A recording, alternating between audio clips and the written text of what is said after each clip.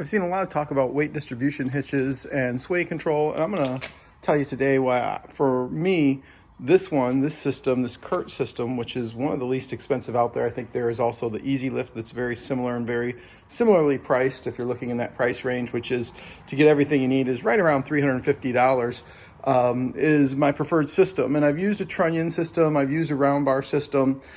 I don't like those as much. I like them. They still work well. I don't like them as much. I have not used something like a Hensley hitch. The Hensley hitch and the hitches that duplicate the Hensley model, they're a little bit too complicated in terms of hitching up. It's not something that's very convenient. I'm sure they're extraordinarily safe, but the biggest issue with me there is that you're talking somewhere between about $3,600 and $4,000 to get one of those hitches, which seems ridiculous to me. I'm sure they're a fantastic hitch. The people who've invested into them seem to love them. For me, it's not a money issue. This is always a safety issue. And the question is that worth, how much additional safety is that going to offer me over the system I currently use? So when I'm looking at the system, one of the first things I'll tell you, so this is a typical round bar right here. And it goes into the L brackets that you may have seen. The L brackets hook onto the trailer. They load very similar to the way my chain system does. They go into the bottom of the hitch right here like this. There's a locking mechanism that holds them up in there, and then they sit on these L brackets. And the Trunnion system that I've used, the Trunnions load a little bit easier, and I like that. The Trunnions also seem to be a little bit stiffer when you're going over some bumpier terrain or roads. I like both of those things better relative to the Trunnion system, but they both lock in with the same L brackets, so in that respect they're similar. The Trunnions, the loading a little easier. I like that. The firmer ride, I like that over the round bar. So if I was stuck between the Trunnion and the round bar, I think I would still go with the square Trunnions for loading. Now, when it comes to this system here, this is typical of just about any hitch. Why do I like this chain system better? Well, I like this chain system better than some other chain systems, this more basic system. I like it better than the Blue Ox for my own purposes. In the Blue Ox, you're trying to get your sway control and do that with the chains themselves. So you're trying to limit the sway in the chains. Doesn't seem to be as effective to me as a separate arm like this does. And we'll come back to this separate sway control arm here in just a bit. What I do like about the chains, so one of the things I like is, as you can see, I've got multiple links here, is that, and if you look, I've got this one right here marked with some green permanent marker, and I've got that marked on the matching one as well, is that's the link for when I'm fully loaded. That's the link I want. Now, and what happens is, if I have less load and I need to move it up a few more links or down a few more links, when I have more load, whatever that may be, I can change that in the link system. The other thing I can change it with is I can change it with my air suspension system. And in my case, it's an aftermarket. I use my airbags, but I can move this ball up and down just a little bit with an adjustment with the airbags. Now, I could still do that theoretically with a Trunnion system or with the traditional round bar system like we have here. The problem is I can't make those adjustments by themselves. I have to also change the L brackets that are mounted to the trailer.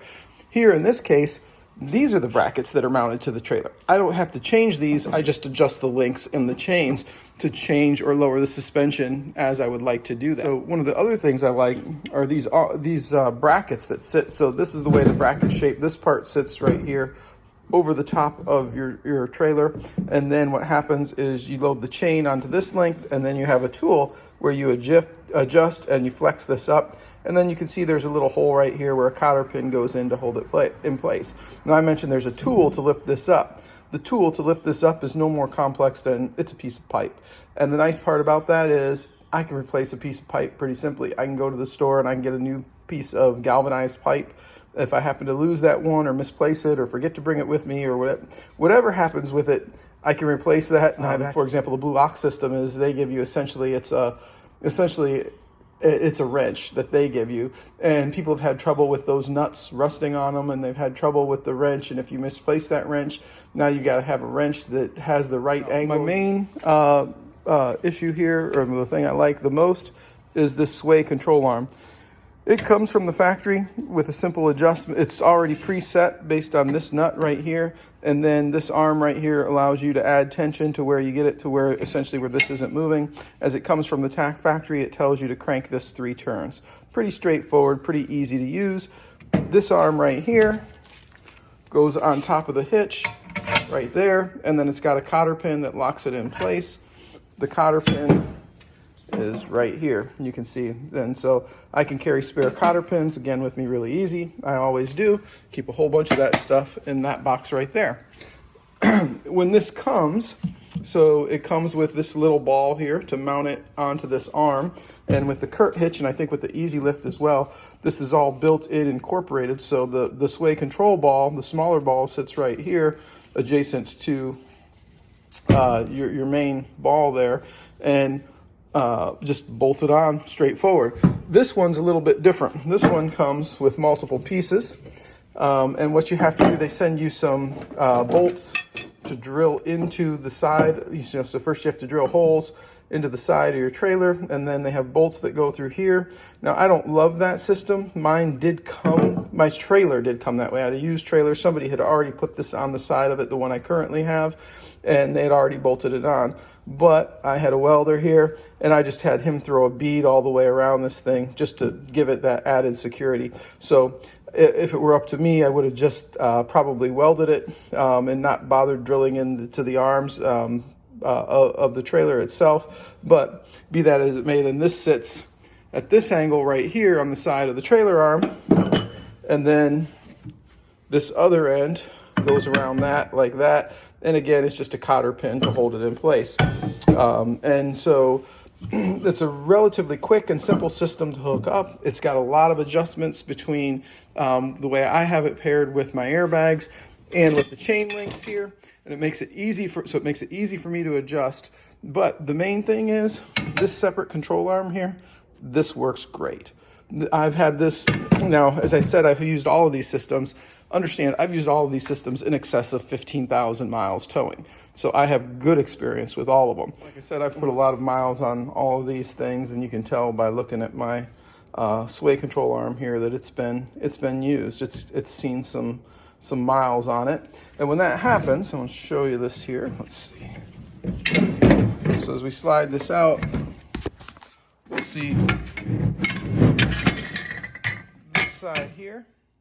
Right here looks pretty darn good. Well, that's because I just took this little wire brush on my drill, and I just buffed all that right back out, kind of restoring it.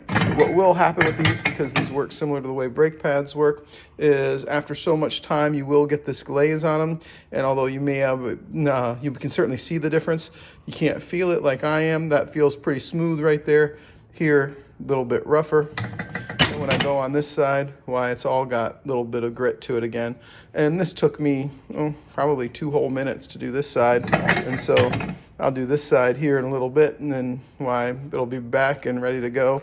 And then this piece loads in right down here, and these essentially work the same way as brake pads would. And so as you tighten this down on them, it allows this extension right here to go ahead and slide back and forth through this piece, but keeping tension on it the whole way, so that when you get pushed, it always wants to bring that trailer right back into position. Okay, you can now see it's a couple minutes later, and I've taken the glaze off of both sides, resurfaced both of them with the wire brush, and yep, texture feels good as new. We'll go ahead and put that back together. And so, like I said, it's been no less than 15,000 miles minimum with each of these different designs. I have no doubt that the Hensley style hitches work fantastically well. Everybody who owns them seems very satisfied with them, but they are $4,000. And I've been in all kinds of weather with this one, and in all kinds of road conditions, traveling 70, 75 miles per hour on the interstate for extended stretches of time. I've been passed by semis going much faster than me, and I can tell you there's never been any significant push or pull or sway. As a matter of fact, I don't think I've ever experienced any sway at all with this setup right here. And so I'm very satisfied with it, and for it being essentially the least expensive option out there at $350, it would definitely be my most recommended setup for you.